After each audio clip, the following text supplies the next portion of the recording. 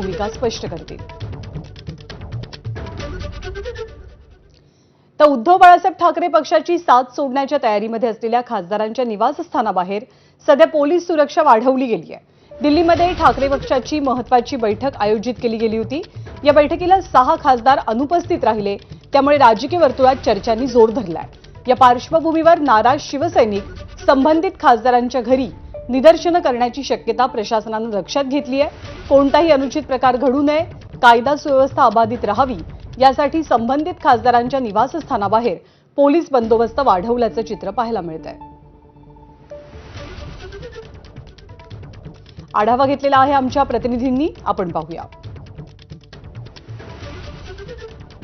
Operation tiger अंतर्गत ठाकरेंची साथ सोडण्याच्या तयारीत असलेल्या खासदारांच्या घराबाहेर सध्या पोलीस सुरक्षता वाढवण्यात आलेली आहे।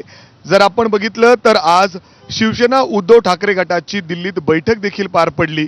या बैठकीत देखील 6 खासदार हे अनुपस्थित होते आणि त्यानंतर जर आता बघितलं तर या खासदारांच्या घराबाहेर अशा पद्धतीने पोलीस दल तैनात करण्यात आलेला आहे, सुरक्षता वाढवण्यात आलेली आहे। त्यामध्येच खासदार ओमराजे निंबाळकर जे सध्या पुण्यामध्ये आहेत, पुण्यातील बाणेर परिसरातील या प्रॉस्पेरस या आलिशान बिल्डिंगमध्ये त्यांचं घर आहे, त्यांचं कुटुंबासह ते या ठिकाणी राहतात। आता सुद्धा ते इथंच असल्याची माहिती आहे आणि त्यामुळे अशा पद्धतीने पोलीस सुरक्षता सध्या त्यांच्या घराबाहेर वाढवण्यात आलेली आहे।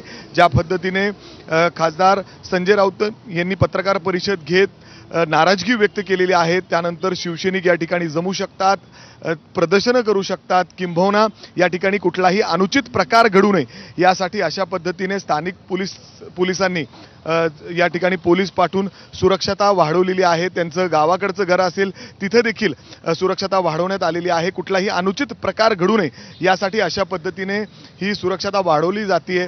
6 खासदारांनी आज दिल्लीत त्या ठिकाणी अनुपस्थिती दाखवली आणि त्यामुळे साहजिकच ते एक वेगळं गट स्थापन करतायत हे जवळजवळ आता निश्चित झालेलं आहे आणि त्यामुळे जे नाराज शिवसैनिक आहेत ते इथं जमू शकतात। या सगळ्या पार्श्वभूमीवर अशा पद्धतीने या 6च्या 6 खासदारांच्या निवासस्थानाच्या बाहेर अशा पद्धतीने सध्या पोलीस बंदोबस्त वाढवण्यात आलाय।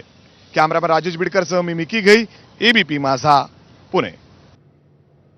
आणि एकीकडे खासदार